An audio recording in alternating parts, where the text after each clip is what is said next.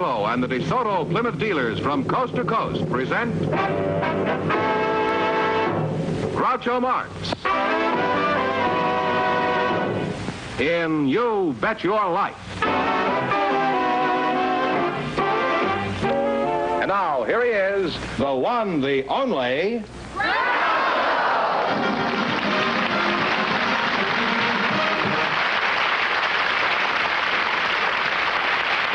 Well, here I'm again with a chance for each of our couples to win up to $10,000, and if any of them say the secret word, they'll win an extra $100. This is the word right here. Okay, Duck, back to the cornfield. Groucho, before we get started here tonight, I'd like to remind you that last week when John Charles Thomas was on the show, he made some fairly strong remarks about rock and roll music, and the lady got up out of the audience and came up here on the stage, and you invited them back on the show.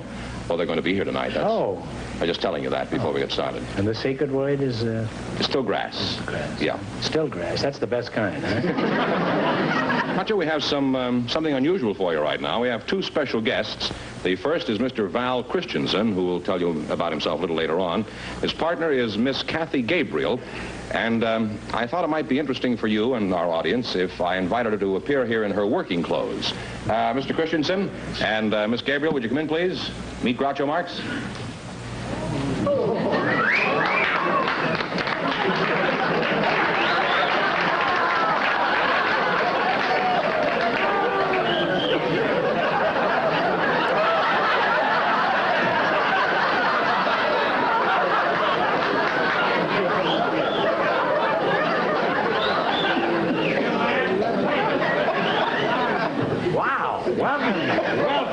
Welcome to you.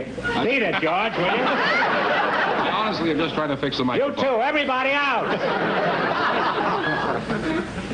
And it broke my sacroiliac. But it was worth it. Welcome to You Bet Your Life. Say the secret word and divide an extra $100. It's a common word, something you find around the house. And these are your working clothes? Yes, this is the bathing suit I wore in the Miss Universe contest. Oh. I'm Miss Ohio. You're Miss Ohio, yes. Huh?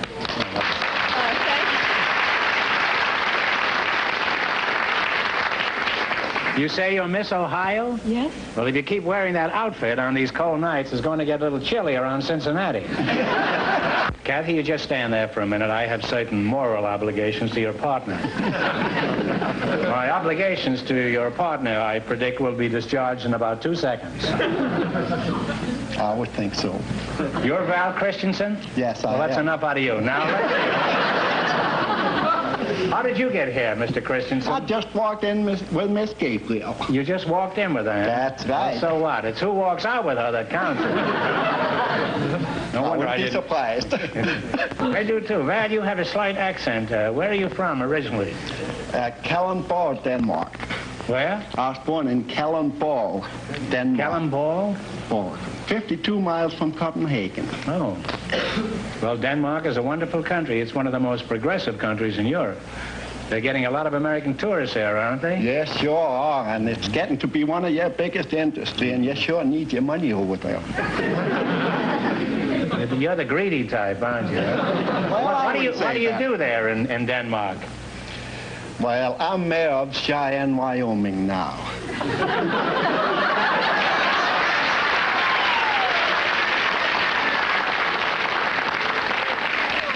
How long have you been mayor, Your Honor? For 4 years. 4 years, huh? Are you ready for another term? No, I'll tell you, I'm not a politician. I'm a milkman. You're a milkman? Yes. And you're the mayor of Cheyenne? That's right. Well, politics and the milk business are very much alike. That's what a friend told me once. That's true. And the amount of pull you have.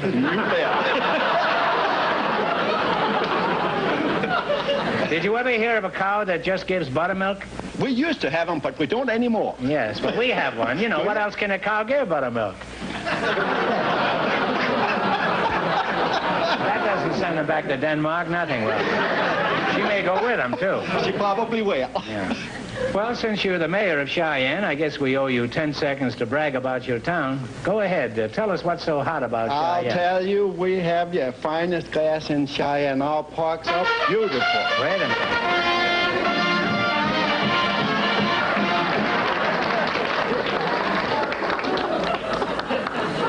Are you here again? Yeah, I'm here again. Say, how do you like this job? How do you like being a duck? Mr. Marx, this is the most ridiculous question you asked me, how I like the duck. I don't. I hate it. You're afraid I may steal it, the money. You No, I'm afraid you might steal that. I don't care about the money. It's $50 for you and $50 for you. Oh, The secret word tonight was bathing suit. thank you. And up she goes now. I cannot lift myself. They must You can't? lift me. Come on. Will you take the duck away, please? Thank you very much. Goodbye. Goodbye. Goodbye. Arrivederci. Arrivederci. I'll be there.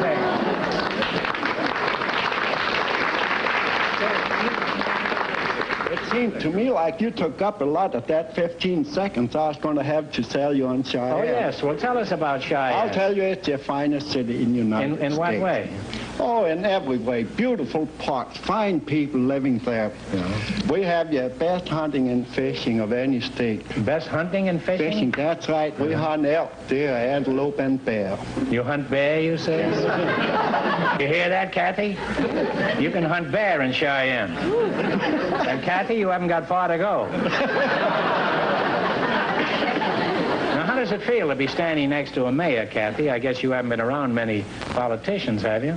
Oh, yes, I've been around a few. I worked with the governor and a couple mayors and a senator. You did, huh? Yes. Well, how did that happen? Oh, they asked me to appear at political conventions and parades and so forth. Mm-hmm. Did you wear this outfit? Oh, no. No cheesecake in it. No cheesecake. Mm-hmm. Well, that lets you out with your dairy over It there. certainly does. Well, that cheesecake, do you, what you're wearing there? Oh, no. This isn't cheesecake. I wouldn't call it pig's knuckles either.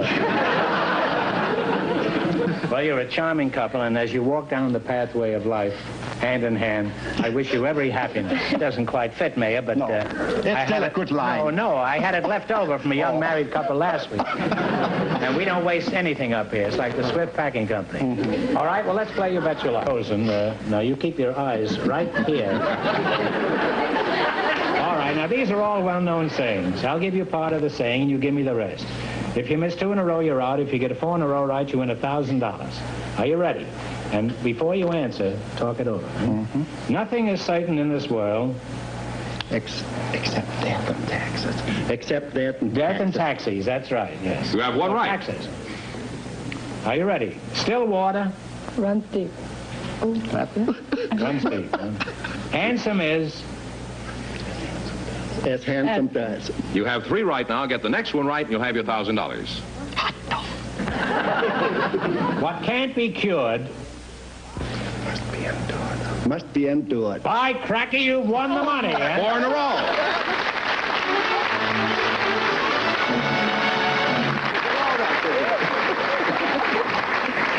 Now then, you win $1,000. You can keep it and quit, or else you can come back later and try to double your money. You might even get a crack at $10,000. So you go over and sit down and think about it, eh? And thanks for being on the show. And remember, you're the mayor of Cheyenne and a married man, and behave yourself up there. Reasonably well.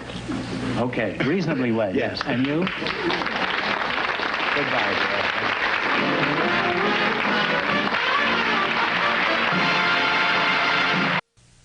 Well, Groucho, John Charles Thomas, who made some very interesting remarks about rock and roll music last week on our show, and Miss Roberta Renee, who was in our audience and took exception to this, and you invited them back again to continue the fight. Well, they're here now, so folks, come in, please, and see Groucho again right now. Welcome to You Bet Your Life. We have a different secret word.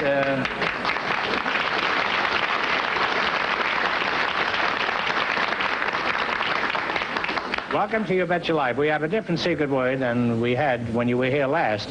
And if you say it, you'll divide an extra $100. It's a common word, something you'll find around the house. John Charles Thomas, we found out about your history last week, so let's find out something about Miss Renee. Is that the way you pronounce it? Yes, Groucho. Renee's background. Should I call you Roberta or Miss Renee or what? They just call me Renee Groucho. Renee Groucho. Well, that's a very nice name. Now, where are you from, Miss Groucho? I was born in Kansas City, Missouri, Groucho, at the very early age of 4 weeks. You were born at the age of 4 weeks? Well, that's quite a trick. My mother and father and I moved to Waterloo, New York, and made our home there because my father was associated with the Geneva, New York Preserving Company. Do you have a job, Renee? Yes, Groucho. What do you do? I'm a musician. I play the piano at George Radovich's Ocean Beach Bowling Center in the cocktail lounge, which is called the Arizona Room. And then sometimes... Where is this? In San Diego. Well, Fenneman introduced you as Miss Renee. I assume you're single. Are you interested in matrimony? I'm a woman. Well, even with these cheap eyeglasses, I didn't think you were Sonny Tufts. That's besides the point. I say, are you interested in matrimony? Indeed I am, Groucho. That's the kind of an answer I want to hear. Now, have we overlooked anything? Do you have any other interests? Well, you haven't mentioned Elvis Presley. I seldom do, unless I stub my toe.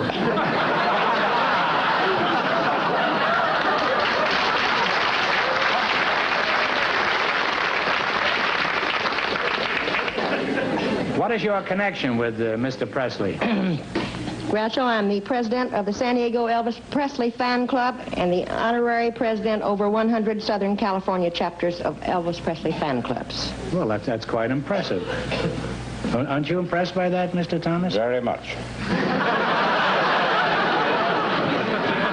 Well, I'd love to join the Elvis Presley fan club, Renee, but I'm too busy with my other groups. Oh, you see, I happen to be sergeant-at-arms of the Rudy Valley Raccoon and Adenoid Club. I was going to give you a membership card. Now, Renee, how many Presley fan clubs and members are there? Do you happen to know? Yes, Groucho, approximately 5,500 active ones in the United States, Canada, Japan, and What China. do you mean active? You mean they're all wiggling simultaneously? Oh, we wiggle.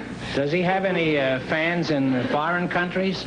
Oh, yes, he does. We have clubs that are springing up all over in Japan and China. In the Orient? Oh, yes, sure.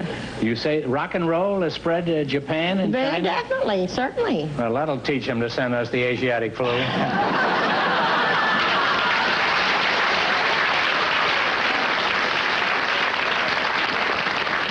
America strikes back. Now, does your fan club serve any useful purpose? I mean, do you ever do anything worthwhile for Elvis? Yes, Groucho, we have several charities in his name. And, we have, San Diego Fan Club has given Elvis 2 awards. We gave him one in September of '56, a plaque. And then we gave him a gold loving cup last January on his birthday for his first film, Love Me Tender. Do you have any souvenirs of Elvis, Renee? Oh, I'm just loaded with them, Groucho. I can't hardly get in and out of my room. I brought a few with me. What have you got there? Oh, I've got some Elvis Presley teddy bear perfume, and this is the sexiest stuff. And I have a guitar pick, which I stole. And I have this part of this button, which was from the MGM Pass when I visited Elvis last June. Well, that's a nice thing to have. Well, it certainly is. Anything that looks like him is a nice thing to have. And I also finagled around, and I have 2 locks of his hair. You have locks of his hair? Do you have any cream cheese to go with it? No, but I want to tell you something else I have, too, which is my very greatest prized possession. And that is the red and white Western outfit that he wore in the picture Loving You when he sings Teddy Bear. And I wouldn't take $1 million for it. In fact, it's insured. Now, John, last week you gave us an opinion of rock and roll that wasn't exactly flattering. Do you still feel the same way about it? I've been thinking it over, Groucho. I like it even less.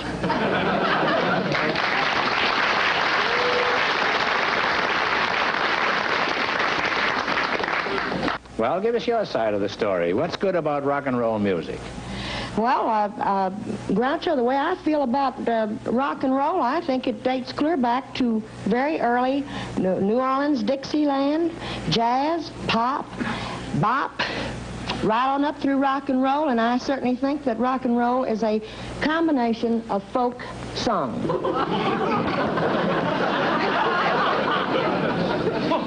There'll be a 3-minute wait here while Mr. Thomas registers disgust. Now, Renee, have you changed your mind about the relative merits of... Stop wiggling there, will you? Well, the Wigglers Club, I got to wiggle. Have you changed your mind about the relative merits of music? No, I certainly haven't, Groucho, but I would like to say that I do feel that Mr. Thomas has a very beautiful voice, and he sings everything well.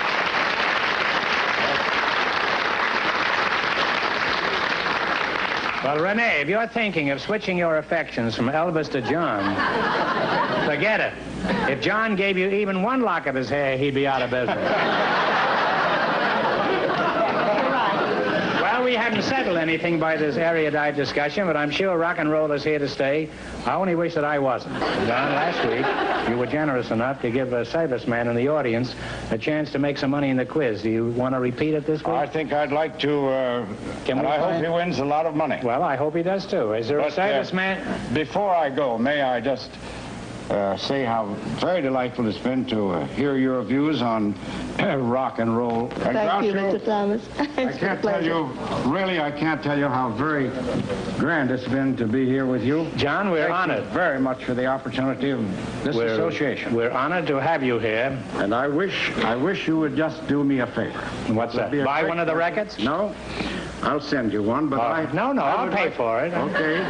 I would like to come up to Apple Valley. I certainly will. I won't put out the red carpet, but I'll give you a beautiful green sword to hit balls on, and I'd love to play with you. Fine, I'll bring the clubs and come up. Fine. It's been a great pleasure. Good night and good luck.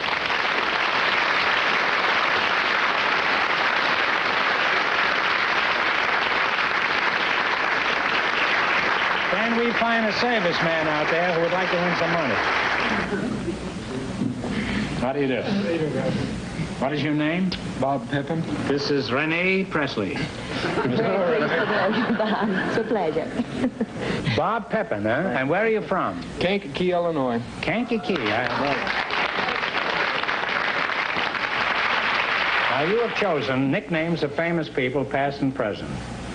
If you miss 2 in a row, you're out. If you get 4 in a row right, you win $1,000. Now, remember, we want you one answer between you. Your partners here. Who was known as the Little Corporal? Napoleon. Napoleon Bonaparte is right, yes. You have one right already. All right. Now, what Civil War general was known as Stonewall? Jackson. Jackson is right. Joe Jackson used to play with the White Sox. We have 2 right now. Get the next 2 right, and you'll have $1,000. Who is known as the Lone Eagle? Talk it over. Charles Lindbergh. Elvis Lindbergh is right. 1 more right, and the $1,000 is yours. Now, what Russian was known as the Mad Monk? Mad Monk. Stalin. Who? Joseph. No, it was Rasputin. Yes. 1 wrong now. 1 wrong. Who is known as the Swedish Nightingale? That was a big wrestler at one time. Who is known as the Swedish Nightingale? Me.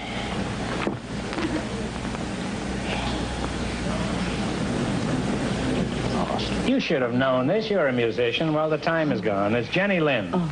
And you now have 2 wrong, so you're out of the game. I'm Don't sorry. you know she was... what's that? I said they have 2 wrong. You put them out of the game already? Well, I didn't personally. That's just the scoring here. Well, I'm sorry to hear that, because they're a nice couple, and they might have got married if they'd have won some money. All right, you get this right, and you're going to get $100, and this is a very tough question, and we don't want any help from the audience at all. Who was president during the Coolidge administration?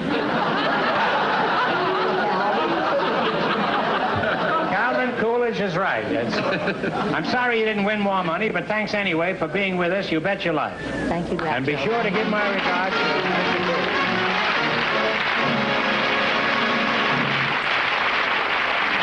And now, in just a moment, we'll find out if our first couple will try for the big money. All right, George, we're ready to see who wants to get a crack at all this money. Will you bring out that first couple? Mayor Val Christensen. Never mind him. Bring her out. Kathy Gabriel, would you come out, please? I've had enough of that Danish mayor. Now, you won $1,000 so far. I forgot how great you look. Now, if you decide to try for the $10,000 and you fail, you're going to wind up with a total of $500. Now, what are you going to do? You're going Lady Luck's been with us so far. We think maybe she'll stay with us once more. Well, you certainly have a good mascot here. That's right. You are going to go for the big money, Yes. Now, get together and you pick a number from 1 to 10 and then spin the wheel. If any number, don't kiss her, Mayor, remember. If any number besides the one you picked comes up, this question is worth $2,000. However, if your number comes up, this question is worth $10,000. Now, what number do you want? Number 5. 5? Well, give it a turn.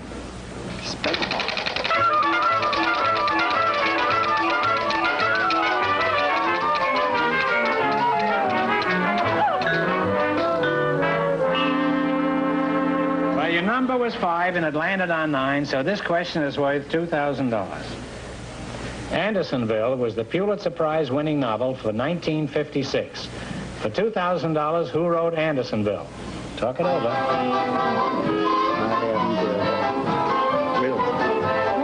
Wait till the music stops.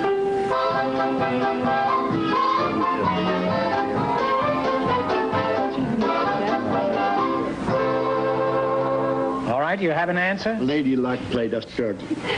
You don't know? No. Well, it was McKinley Cantor. That's Eddie Cantor's father. Well, I'm sorry you missed it, but you wound up with $500, so that isn't too bad. Congratulations, and thanks for being on the show. And I'll see you later. And we're smart enough for his team. I'll show him. Thank you. Be sure to tune in next week, same time, same station, for Groucho Marx in You Bet Your Life. Brought to you by your DeSoto Plymouth dealer. And don't forget to listen to You Bet Your Life every Wednesday night on radio.